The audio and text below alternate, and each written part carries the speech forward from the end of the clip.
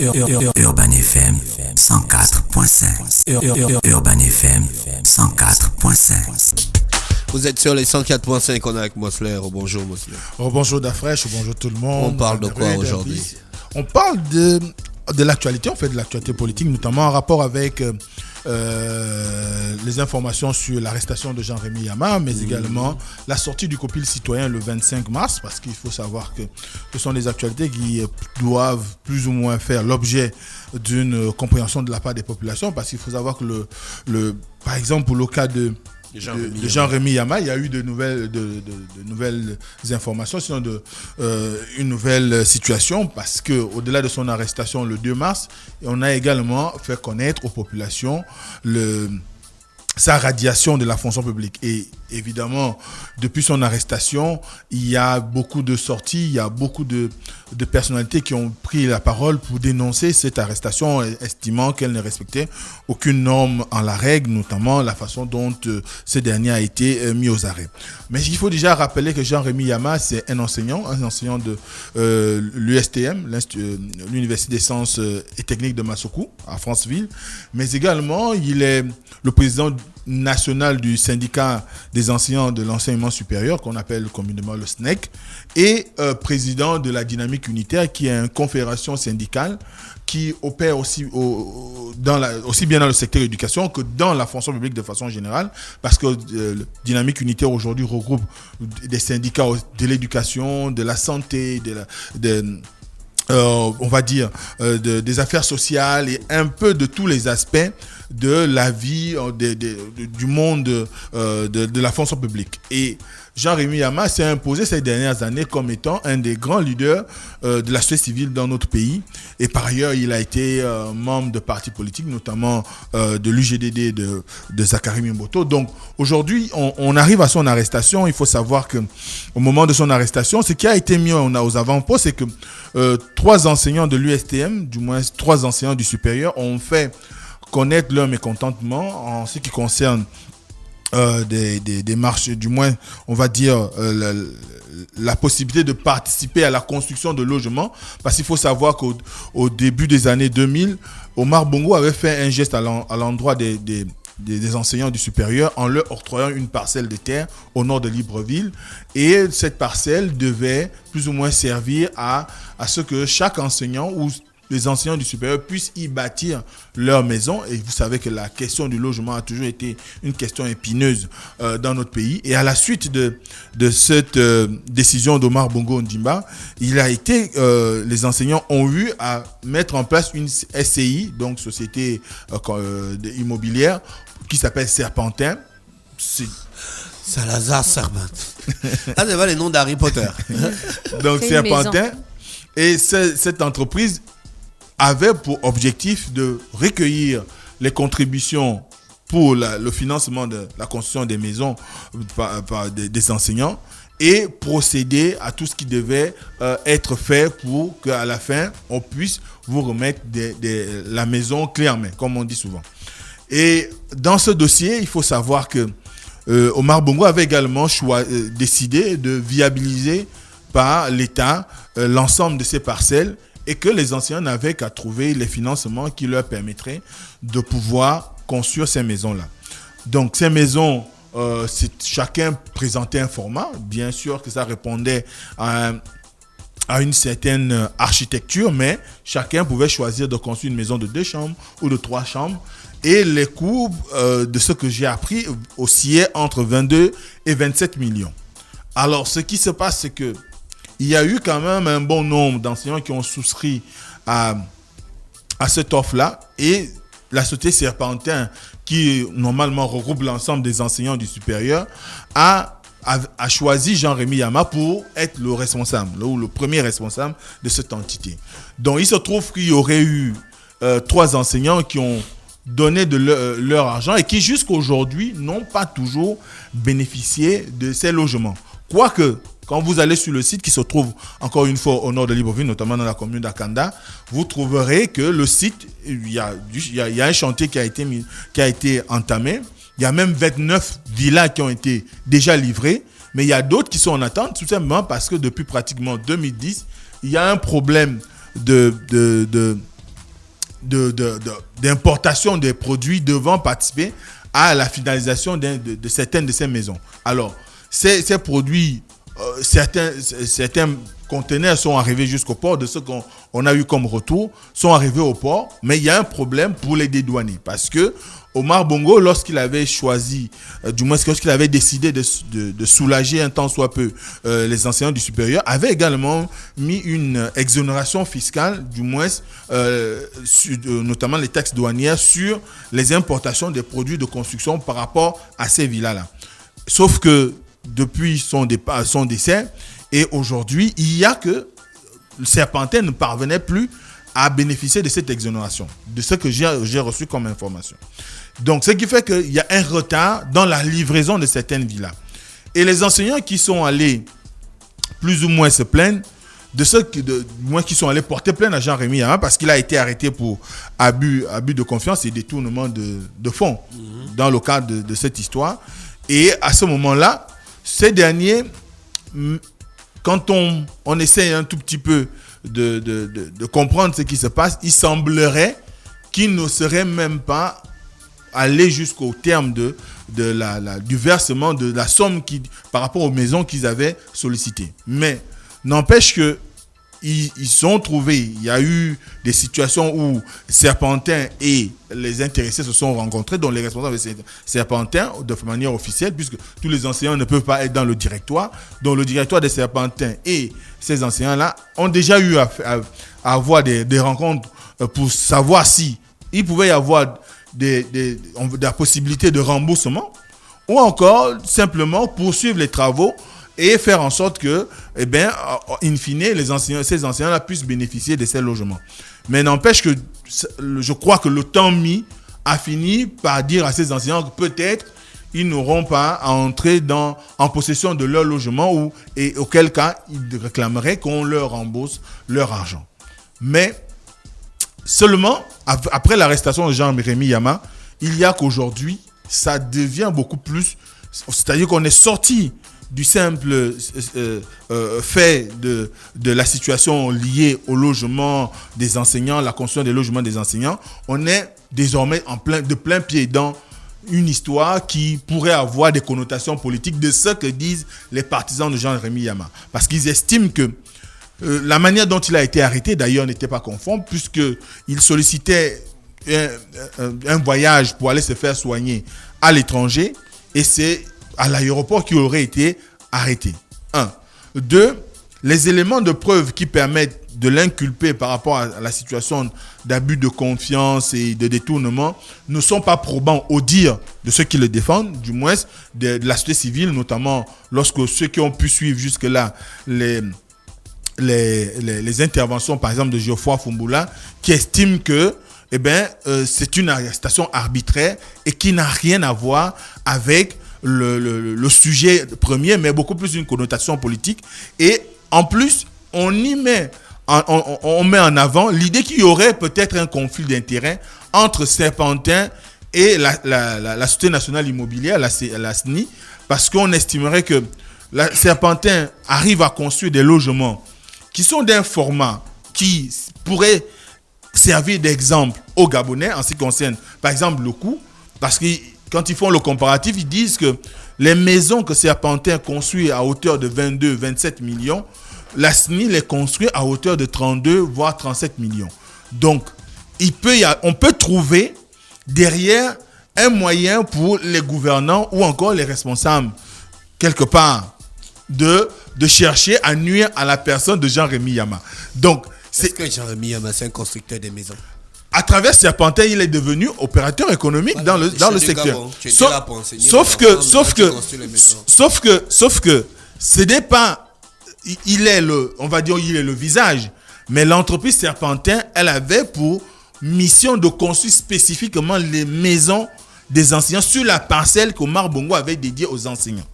Donc, c'était pas une entreprise qui s'occupe de tout bon citoyen gabonais, non. Raison de plus. Mais il ne l'a pas fait. Ça, c'est aussi un fait. Ils ne sont pas allés tout azimut dire qu'ils concurrencent la SNI sur ce chantier. Mais évidemment, ils avaient une exonération offerte par le président de la République. Est-ce que la SNI a cette exonération? Il y a beaucoup de questions qu'il faut se poser. Voilà. Il ne faut pas qu'on rentre dans des analyses. Donc, c'est ce qui fait qu'aujourd'hui, quand on regarde un tout petit peu cette situation, et par la suite, la semaine dernière, il y a eu l'information sur sa radiation, de ce qu'il paraît. De ce que j'ai pu glaner comme information auprès d'un certain nombre de syndicalistes, il se trouverait que Jean-Rémy Yama tomberait sous le coup de la loi.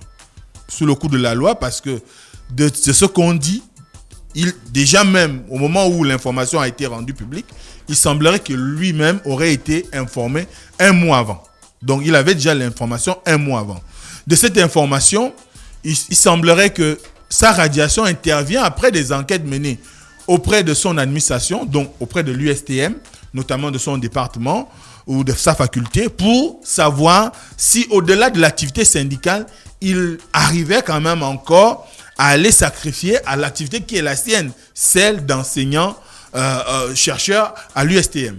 Il semblerait, je préfère rester au conditionnel parce que de ce qu'on m'a dit, que ça faisait à peu près 6 ans que ce dernier n'officiait plus à l'USTM. Est-ce que c'est vrai? Est-ce que c'est faux? Mais non. Ces partisans disent quoi? Mais ces partisans n'en parlent pas. Ces partisans n'en parlent pas, mais ce sont des infos que moi j'ai eues dans une discussion avec un certain nombre de... Quand on dit que les partisans doivent dire le contraire. En réalité. Donc, il semblerait qu'il aurait fait 6 ans sans, du moins, travailler. Et c'est ce qui fait qu'aujourd'hui, certainement, avec la suite de l'affaire qui le concerne, on soit dans une mesure où la fonction publique a décidé de le radier. Mais il y a aussi que, quand on regarde bien, l'opposition s'en sert quand même pour en faire, comme je l'ai dit tout à l'heure, au-delà de la société civile, l'opposition également s'en sert pour en faire une affaire politique. On a vu par exemple récemment Pierre-Claver Manga Moussavou qui hier encore faisait une communication dans laquelle il dénonçait un abus de pouvoir parce qu'il estime que la manière avec laquelle la radiation a été décidée, c'est vrai que lorsqu'on est agent public, même s'il y a un constat de fait qui est établi, que vous n'exercez plus vos fonctions, du moins vous ne sacrifiez plus à vos charges, eh bien, il y a quand même une procédure qui est énoncée dans le statut général de la fonction publique. Parce qu'on ne radie pas un enseignant sur la base de la simple observation du fait qu'il ne soit plus en poste. Il faut qu'on engage une procédure. Est-ce que ça ne fait pas partie des critères? Comment? L'absence au poste, est-ce que ça ne fait pas partie des conditions? Oui, mais la radiation intervient après un processus. Un processus qui doit suivre un certain nombre d'éléments, dont d'abord l'avertissement, le blâme. Ensuite, il y a l'organisation d'un conseil de discipline et qui décide finalement de votre radiation. Or, tout cela n'a pas été mis en branle et c'est ce que dénoncent aujourd'hui beaucoup de personnalités qui trouvent que le fait qu'on ait eu à choisir de la radiation de Jean-Rémy Yama, c'est quand même en violation des textes, c'est quand même en violation de la loi, quoique on puisse constater que ce dernier n'exerçait plus son métier comme cela est prescrit par la loi, mais on aurait dû suivre la procédure et on va plus loin. Peut-être si on pouvait également peut-être aussi attendre qu'il y ait un rendu de justice sur sa situation, puisque jusque-là, il n'a pas été jugé. Et vous savez que la plupart des audiences aujourd'hui sont en arrêt du fait de la grève des avocats qui ont décidé de sortir des sessions, aussi bien de la session criminelle que des autres sessions, du fait de l'arrestation d'un des leurs au niveau de Port-Gentil. Donc, à ce moment-là, la fonction publique aurait dû attendre, par exemple, de voir si il y aura une condamnation de Jean-Rémy Yama et qu'au bout de 6 mois d'emprisonnement, comme cela est dit aussi par la loi, au bout de 6 mois d'emprisonnement, eh bien, on se rend compte à l'évidence que, bon, il n'y a plus rien, puisque déjà, il pourrait être reconnu coupable. Dans le cas où il est reconnu coupable, eh bien, il y a une évidence que cette radiation pouvait intervenir. Mais le fait de l'avoir radié, sans suivre la procédure édictée dans le statut général de la fonction publique et ne pas avoir attendu la délibération de la justice, eh ben, ça fait qu'on tombe on est dans l'abus de pouvoir. On tombe dans l'abus de pouvoir, selon Pierre-Claver Manga Moussavou. Et cette actualité nous renseigne sur le fait que beaucoup de personnes aujourd'hui estiment que de la manière dont sont traités les fonctionnaires aujourd'hui, ne répond plus à aucune éthique en ce qui concerne l'orthodoxie de la gestion administrative. On a beaucoup plus des situations d'abus de pouvoir, où on a des situations d'abus de position, où certains peuvent se lever un matin et décider de votre départ de la fonction publique ou de X ou Y entreprise, et Jean-Rémy Yama n'en serait qu'une victime, et ça cristallise l'idée qu'il y a un complot contre sa personne, et cela devrait amener quand même une communication de la part des autorités pour savoir exactement quelles sont les raisons. Parce que moi, les 6 ans dont je parle, ça m'a été confié par un syndicaliste, mais est-ce que c'est avéré? Je ne sais pas. Mais il faudrait bien que l'État, au regard, je ne dis pas que Jean-Rémy Yama, c'est le summum du syndicalisme au Gabon, mais quand même, il représente une frange des syndicats en ce qui concerne Dynamique Unitaire, mais il est également responsable d'un des plus grands syndicats de l'enseignement supérieur. Je crois que sa situation devrait faire l'objet d'une communication qui permettrait aux populations de savoir exactement de quoi il lui est reproché, et à ce moment-là, chacun pourra se faire une opinion, que de laisser les gens imaginer ou se faire une idée de la situation par rapport aux interventions partisanes de ceux qui sont soit proche de Jean-Rémy Yama, ou qui pourrait avoir une sensibilité politique qui serait proche de la sienne. Donc, à ce moment-là, il faudrait que le gouvernement, à travers ces mécanismes, communique sur le sujet et qu'on sache, est-ce que la radiation a trait avec la situation judiciaire qui est la sienne? Est-ce que la radiation a trait avec le fait qu'il se soit absenté de son poste de travail?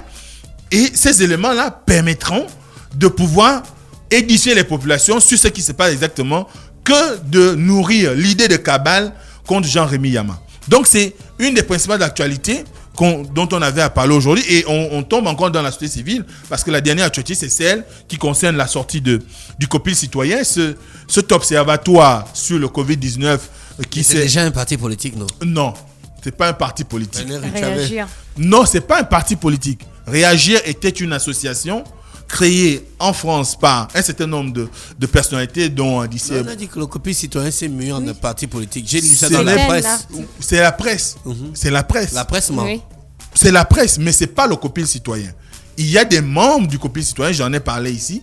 Il y a des membres du COPIL citoyen qui sont retrouvés membres de Réagir. D'un parti politique. Voilà. Mais je crois que même c'est tout le sens qu'on a pu observer lorsqu'il s'est agi de la conférence de presse du COPIL citoyen le 25 mars. C'est-à-dire qu'on n'avait plus des personnalités telles que Monsieur Leyama, parce que désormais, ça risque de prêter à confusion. Quoique le COPIL citoyen soit composé quand même des gens qui sont encartés dans des partis politiques. Donc, mais il n'y a pas que les membres de Réagir. Parce que dans le COPIL citoyen, vous avez aussi bien des membres de l'Union nationale, des membres de la société civile, vous avez des membres même du Parti démocratique gabonais, parce que Madame Lekogo Justine, elle n'est pas membre d'un parti de l'opposition. Elle a été ministre de la République. Et jusqu'à aujourd'hui, on ne nous a jamais dit qu'elle a démissionné du Parti démocratique gabonais si elle en est membre. Et donc le COPIL citoyen, c'est un groupuscule. C'est une plateforme. C'est une groupuscule de politique. Non, c'est un groupuscule d'acteurs, des citoyens. C'est une groupuscule d'acteurs politiques dans une association. Oui, dans une association. Voilà. Mais je te le conseille. Mais quand même. Mais tu vas pas me le conseiller, pourquoi? Mais c'est la réalité. Mais c'est aussi une réalité, ce que je dis. Mais c'est ça que je suis d'accord avec toi. C'est pourquoi je te le concède. Donc, évidemment aussi, il n'y a pas que des politiques, parce que vous avez des gens comme Jean-Aimé Bagafou, qui n'est que le président du syndicat du monde pétrolier. Vous avez Marc Onaï Sangui, vous avez Geoffroy Fumbula, qui lui n'est encarté nulle part, mais qui se revendique de la société civile. Donc, à ce titre-là, c'est un foisonnement d'intelligence, mais qui ont des sensibilités, on va dire, en majorité de l'opposition, qui se retrouvent dans le COPIL citoyen. Mais n'empêche qu'aujourd'hui, ces derniers dénoncent et accusent le COPIL Gabon, donc le comité de pilotage de la lutte contre le coronavirus dans notre pays, d'avoir été complice de détournement. Vous savez qu'il y a une enveloppe globale de près de 56 milliards de francs qui a été allouée à la lutte contre le corona pendant les années 2020-2022. Et quand ils font la compilation de toutes les données qu'ils ont eu à recueillir sur le site du ministère de l'économie, soit à peu près 2608 dossiers ou documents qu'ils ont extraits du site du ministère de l'économie, il se trouve que quand ils analysent l'ensemble de ces documents, il y a une proportion de charges liées aux dépenses du COPIL Gabon qui ne sont pas de nature à créer, on va dire, du moins à rassurer. Parce que pour eux, par exemple, dans le cas de la restauration, les montants alloués à un repas journalier de l'ordre de 15 000 francs, c'est exorbitant pour un individu. Et à ce moment-là, ils estiment que la part qui est revenue à la lutte elle-même contre le corona, elle a été moindre que celle qui a été allouée à un certain nombre de prestataires du COPIL citoyen, parce que des montants qu'ils ont perçus, il y a comme une idée de gabegie, une idée de détournement. Et à ce titre-là, il y a qu'aujourd'hui, les membres du COPIL Gabon doivent faire l'objet soit d'une audition à l'Assemblée nationale. D'ailleurs, vous savez que l'Assemblée nationale avait décidé de mener une enquête interne que, après résultat, elle a décidé de ne pas publier. On a eu des fuites concernant ce sujet. Ensuite, il faudrait engager des poursuites au cas où il y aura des responsabilités déterminées. Mais surtout, ils invitent la Cour des comptes à faire son travail pour pouvoir rendre public l'ensemble des informations liées au budget alloué au COPIL Gabon pour pouvoir lutter contre le corona. Parce que ce qu'il faut quand même savoir, c'est que ces budgets-là ne se sont pas forcément faits sous fonds propres du Gabon. Il y a eu plusieurs emprunts. Donc, on a énormément endetté le pays pour lutter contre le coronavirus, avec des effets moins importants sur la société. À ce titre-là, qu'on a besoin de la transparence, et surtout qu'aujourd'hui, on voit bien dans les dernières statistiques qui sortent concernant la corruption dans notre pays, le Gabon est placé quand même au top des pays africains. En Afrique encore, je crois qu'on a même déjà déclassé le Cameroun. Donc ça, c'est un risque à prendre. Donc il faut aujourd'hui qu'il y ait véritablement des enquêtes qui soient menées pour déterminer les responsabilités des uns et des autres dans la gestion de l'argent mis à disposition du COPIL pour pouvoir prendre en compte la lutte contre le coronavirus dans notre pays. Merci Mosley avec nous ce matin sur les 104.5 Urban FM, la station urbaine dans le Da Fresh Morning, le réveil matinal au pied de la capitale, sur la radio La Bleue de la capitale. Donc on va faire un tour avec l'horoscope des auditeurs. René Ruton se dit bye bye. Donc le prochain versus avec Move. C'est mercredi prochain. Move Africa Gabon Télécom. On se dit bye bye. Demain la radio passe en mode old school et on sera toujours là à 7h pour vous donner l'énergie, la musique et la bonne humeur. Voici l'horoscope des auditeurs. Urban FM 104.5.